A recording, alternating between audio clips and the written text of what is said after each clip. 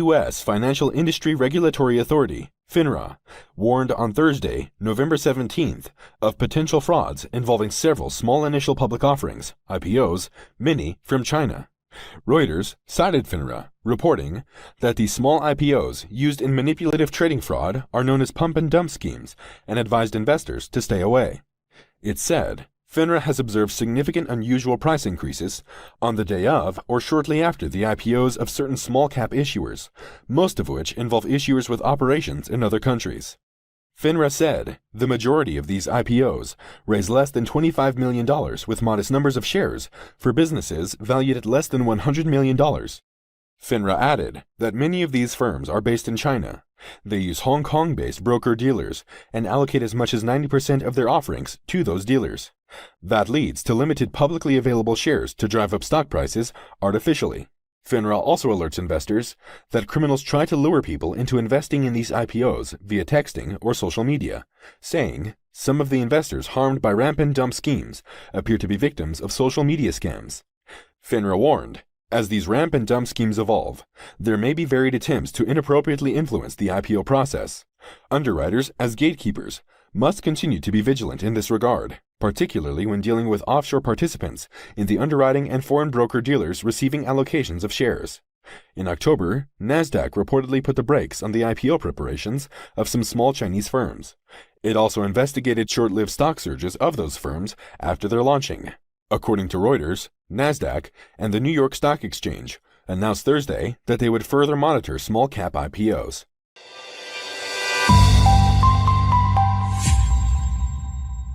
Joining us now, Democratic Senator Mark Warner of Virginia, who chairs the Senate Intelligence Committee. Let's start with TikTok. You also have concerns about this, and you're also quoted now as saying, as painful as it is for me to say, if Donald Trump was right and we could have taken action then, that would have been a heck of a lot easier than trying to take action in November of 2022. Okay, did Washington simply not listen because they didn't like the messenger then, and what can we do now? Well, I think Donald Trump was right. I mean, TikTok is an enormous threat. It's a threat on two levels. One, it is a massive collector of information, oftentimes of our children. They can visualize even down to your keystrokes. So if you're a parent and you got a kid on TikTok, I would be very, very concerned. All of that data that your child is inputting and receiving is being stored somewhere in Beijing. The idea that we can somehow separate out TikTok from the fact that the actual engineers writing the code in Beijing, I think is a Justice Department is trying to come up with a solution. I'm going to take a look at that solution, but they got a huge mountain to climb. The second problem is that TikTok, in a sense, is a broadcasting network, in a sense. And if the Chinese Communist Party and TikTok at the end of the day has to be reliant on the Communist Party, the China law states that. If they suddenly want to dial up the fact that we are going to decrease the content that criticizes Chinese leadership, but increase the content that your kids may be seeing saying, hey, you know, Taiwan really is part of China, that is a distribution model that would make RT or Sputnik or some of the Russian propaganda models pale in comparison.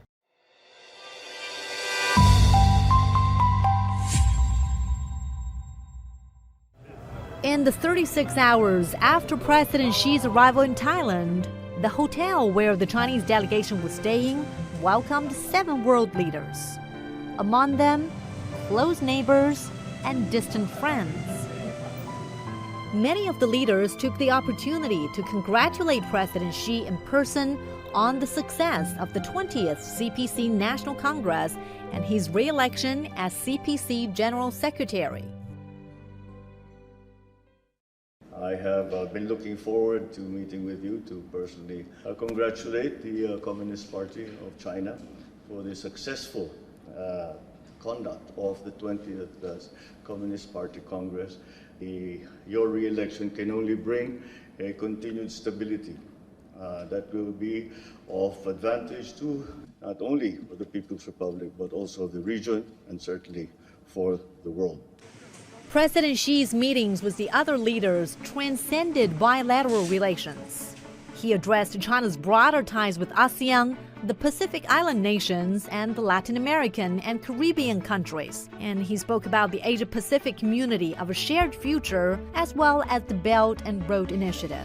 Cooperation and development were the key words used by President Xi throughout his discussions. Underscoring his comments was the acknowledgement that today, when the interests of countries are entwined, only cooperation and development can save the world from its predicament and set it on an upward trajectory. In Bali and in Bangkok, the handshakes between East and West, between developed and developing countries were strong. The international community was showing that it was more eager than ever to join hands and overcome its difficulties together.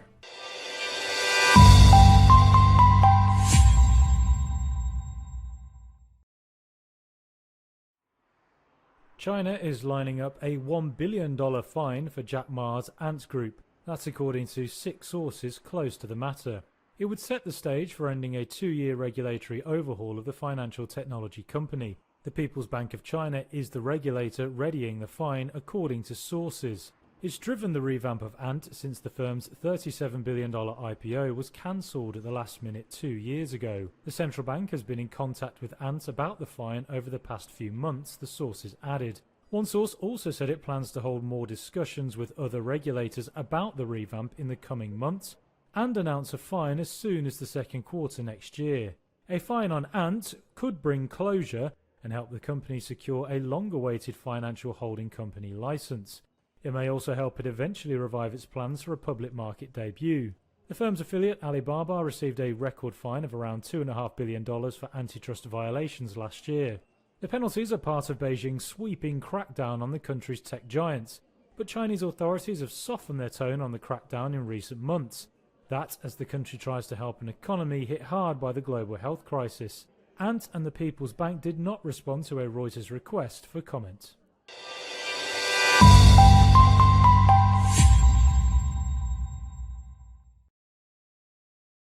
In 2021, natural population growth was negative in 13 of China's 31 provinces. With the economy going down and unemployment rising, more Chinese won't be able to afford to have children, so the birth rate is expected to go down.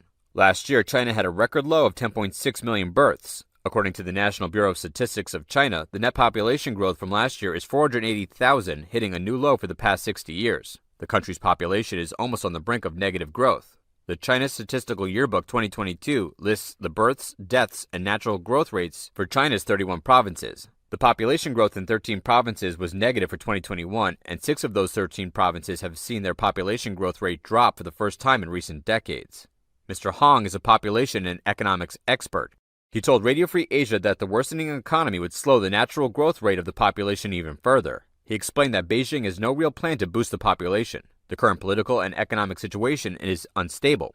Population births are actually a sign of future prospects. The more uncertain the future prospects, the lower the birth rate. Most Chinese people hold a negative view of China's economy, so this will cause the birth rate to slide even further. Besides, the natural population growth in North China and some provinces in central China is low, and this shows that young and middle-aged Chinese from these areas are leaving China. In addition, Jiangsu, Shanghai, Chongqing, Tianjin, and other provinces with high urbanization rates have relatively low population growth rates.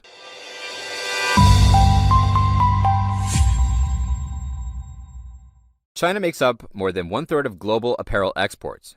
It is the world's biggest importer of cotton yarn from nations such as India, Vietnam, Pakistan, and Uzbekistan due to the huge demand for the country's textile and apparel industry. However, the world's second-largest economy saw its cotton yarn imports this year plummet to an all-time low over the last 10 years. South China Morning Post, SCMP, cited customs data reported on November 19th that China's cotton yarn imports in the first 9 months tumbled by 33.2% to $2.8 billion, compared with $4.3 billion from a year earlier. The U.S. Department of Agriculture, USDA, estimates that this year's loss accounts for 3.5 million bales of cotton lint. Manish Daga, managing director at cotton consultancy Cotton Guru in India, thinks that China's significant drop in orders indicates a global slowdown in apparel demand. Daga said, the apparel and garments market is not doing well. That's why yarn imports by China has reduced significantly. USDA explained that China's falling imports were due to the draconian zero-tolerance approach hurting production and domestic demand in many cities across the country. Daga added, there is uncertainty among manufacturers in China. That is why they have lowered consumption of yarn. They are not building inventory because they don't know when lockdowns will be imposed again. Global exporters also suffer serious logistics issues from the communist regime's harsh COVID prevention measures.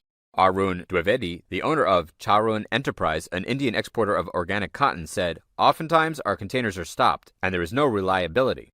Dwivedi claimed that the transit time in China's ports is much longer now. It used to take 25 to 35 days, but the COVID policy and container shortage have doubled that waiting time.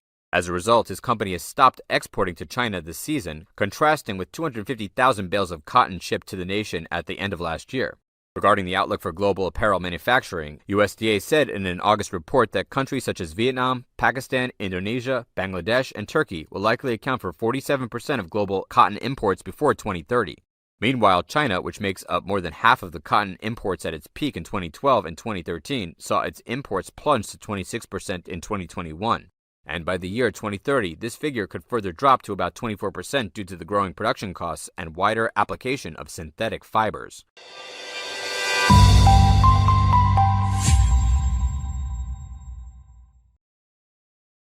Now, Google is the latest tech firm planning to lay off substantial numbers of employees, up to 10,000 of them, it's reported, with some reports suggesting the company will target workers considered to be underperforming. The current economic climate, along with the pressure from an activist hedge fund, led to Google's decision to make the layoffs.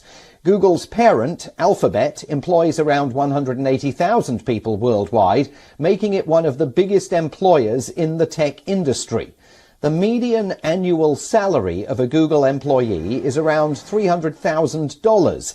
Google has been witnessing a drop in profits. The company reported a net profit of $13.9 billion in the third quarter, 27% lower than the same period last year. That drop was despite an overall 6% increase in revenue to just over $69 billion. Recently, tech giants including Meta, Twitter and Amazon have fired workers. Meta laid off over 11,000 employees. Twitter, under new owner Elon Musk, is left with less than 1/3 of its entire workforce.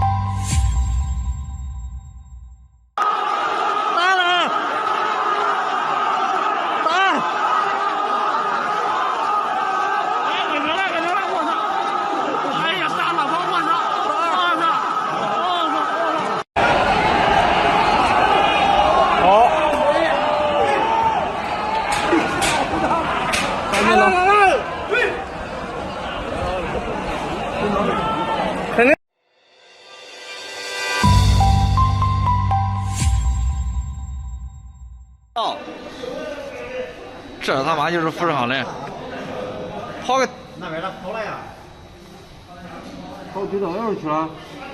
跑丢过来了，到这儿。我打了，我操！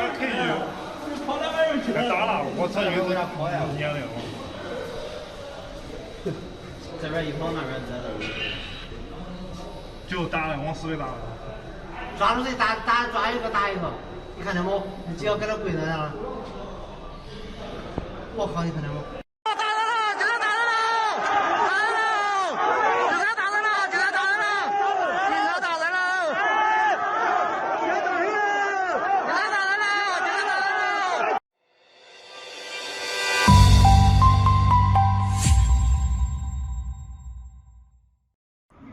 ？Good morning, everyone. This is the freedom-loving, peaceful protesters from the new federal state of China. Today is November 22nd. Today is the third day of our peaceful demonstrations against the enablers and collaborators of the Chinese Communist Party, Paul Hastings and O'Melveny. We're outside here at 7 Times Square, O'Melveny's New York office.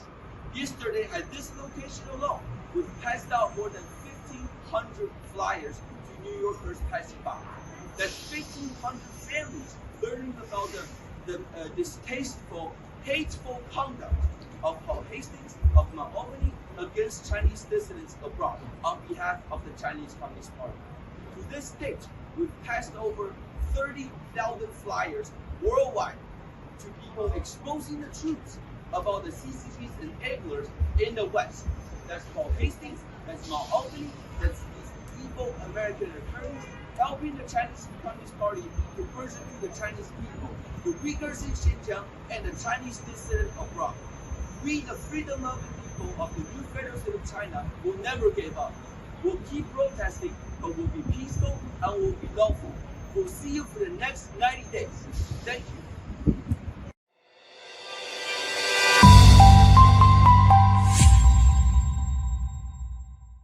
他们是世界现代文明的领导者，但是他现在却因为中国共产党，因为中国共产党这些间谍，像尚伟健这样一些间谍走狗，也因为这些贪婪的律师，这些金融的大鳄们，还有媒体的一些无良者们，他们勾结在一起，他们在摧毁整个美国人民的司法制度，这是他们在美国人引以为荣的美国司法体系里面撒谎骗人，对待我们华裔的这个种族歧视，绝对也会轮到他们美国人自己本身。美国人现在每一个家庭都面临的是精神肉体的折磨，疫苗的折磨，疫情的折磨，每个家庭都面对的很多家庭失去亲人的痛苦，他们居然不知道为什么。你说这个有没有比这个更可悲的事情？大家想一想，这也是我们为什么要站在这里。我们自己的祖国，我们自己的14亿同胞，就这几个家族，把我们整个14亿的老百姓作为一种砝码，作为一种奴隶，作为一个谈判的这个交易的砝码，跟这些律师，跟这些贪婪的人，通过上位去做交易。在中国，在世界各地还进行洗脑，告诉老百姓说这一切的事情发生是因为美国。所以我想说的是，我们站在这里，哪怕 one day one person enough， 因为只有我们坚持的告诉真相，只有让更多的老百姓知道他们所遭受的所有的悲剧是因为中国共产党，那么我们大家才会清醒，我们才能够灭掉它。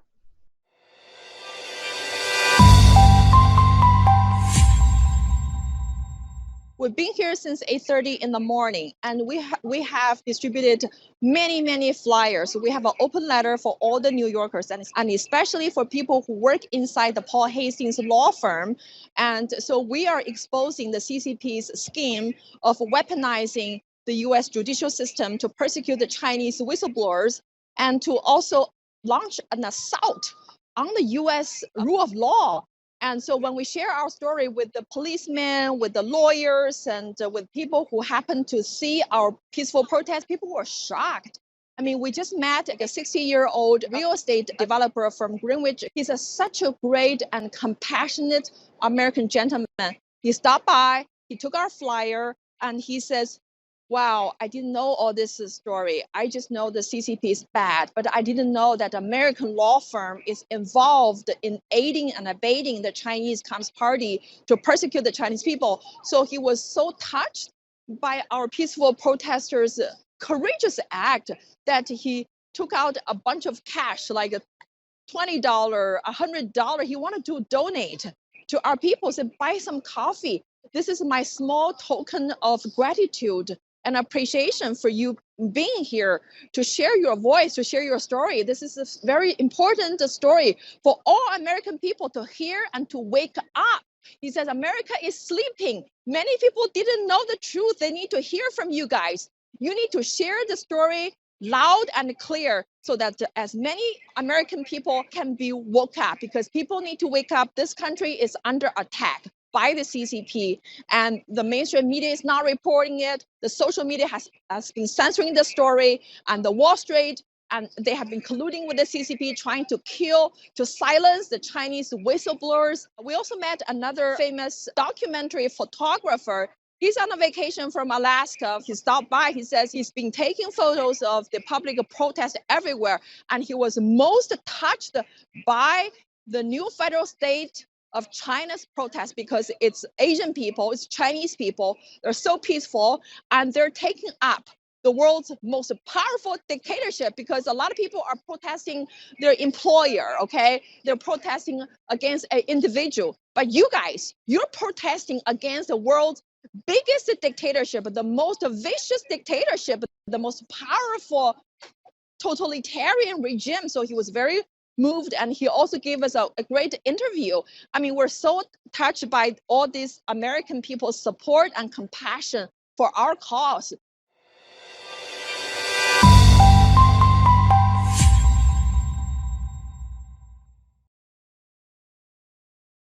The U.S. Financial Industry Regulatory Authority, FINRA, warned on Thursday, November 17th, of potential frauds involving several small initial public offerings, IPOs, numbers of shares for businesses valued at less than $100 million.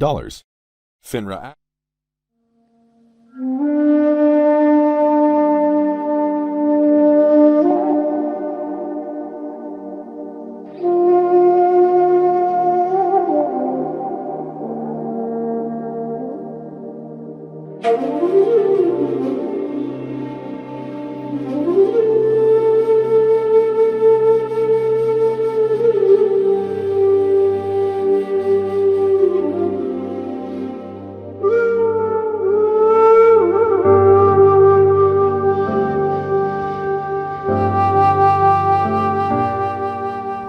泛黄的夜晚，霓虹灯璀璨，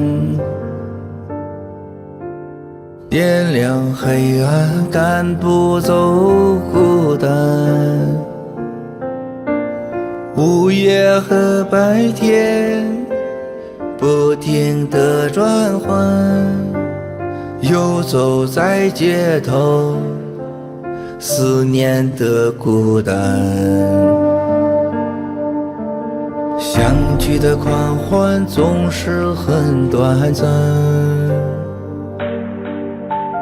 战友的怀抱总让我温暖，无聊的回忆让人很心烦。我又想你了，战友在哪端？没有你陪伴，我真的好孤单，我的心好慌乱，不知怎么办。没有战友的日子，我真的好茫然，整天就像丢了灵魂一般。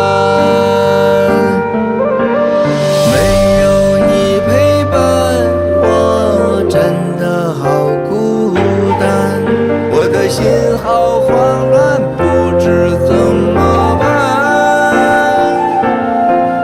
你们不在身边，真的好不习惯。我的泪已流干，你们管不管？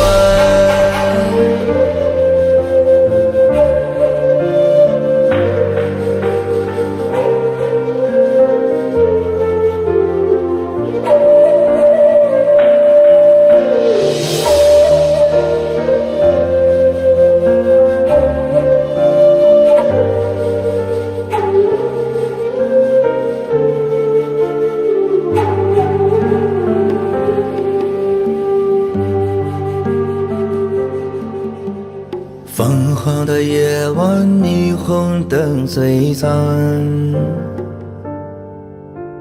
点亮黑暗，赶不走孤单。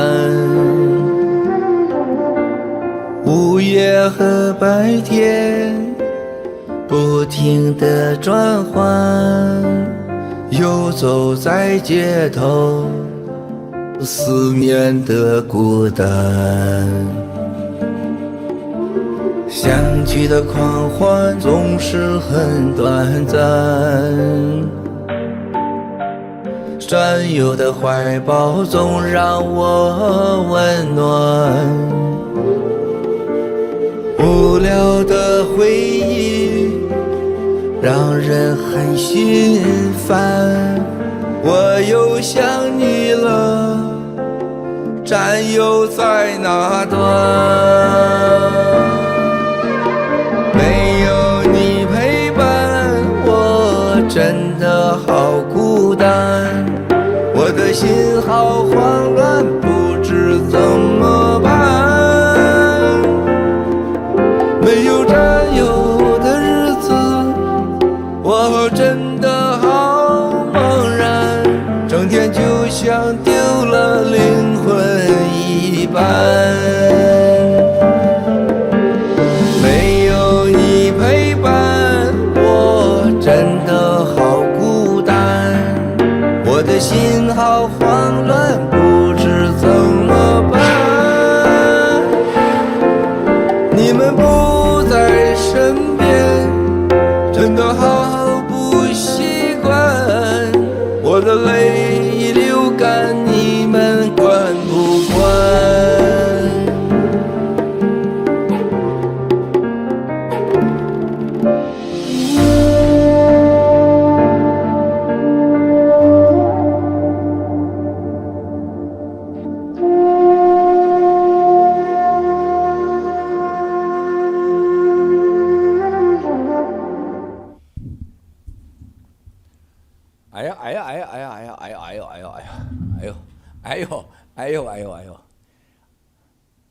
我这看不见，你得给我放个 iPad 一会儿旁边，然后全屏。我这看这太远了，我这眼睛再好也看不见这个。哎呀！兄弟姐妹好！11月23号。哎呀，兄弟姐妹们，11月23号啦！七哥大直播。哦，习主席了，23号了。习主席按说今天应该是已经在沙特访问完回国了，咋没动静呢？兄弟们啊！伟大的习主席，你现在哪里？整个沙乌地都在找你，等着石油换人民币。沙乌地都说你是傻，不能说谎话啊。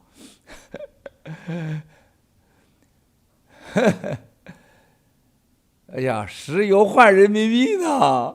哎呀，我的妈呀！今天太多事了啊，咱们慢聊啊。我这是7点多才躺在上床，哎呦我的妈呀，7点多！昨天一晚上老兴奋了啊，背歌词儿、开会、看文件，哎呦我的妈呀，看文件，看头晕脑胀。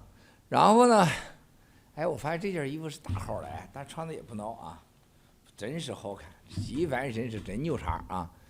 然后呢，8点30啊，我们的摄像小哥开始敲门了。哎呀，刚才我今天起床的时候感觉到，哎呀，让我再多睡5分钟行不行啊？但没办法，还得有刷牙、洗鼻子的是吧？抠哧半天啊，然后开始起床坐这儿啊，叮铃咣啷念经啊。所以说，我们先看看啊，我这真是傻呀，连手机都没来得及看，几乎是。这没有直播群啊，这 Thread 嘛，我的 WhatsApp 被共产党给黑了啊，所以说只能用 Thread 嘛。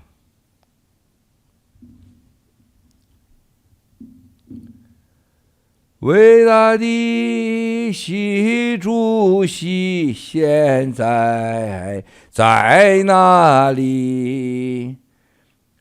整个沙乌地都在找你，等着石油换人民币。习主席都在找你，请你快去沙乌地。伟大的习主席，沙乌地都在找你，那里的每个人都在等着石油换你的人民币。习主席呀，习主席，咯叽咯叽咯叽咯叽咯叽咯叽咯叽咯叽，哎，完了，唱跑调了，我唱了咯叽咯叽去了。伟大领袖习主席，如果你能石油换人民币，你100%天下第一，你将是全宇宙最牛叉的。快去吧，快去吧，习主席，石油换人民币。伟大的习主席，你到底在哪里？现在过劳期到处喊你，和你一起沙乌地。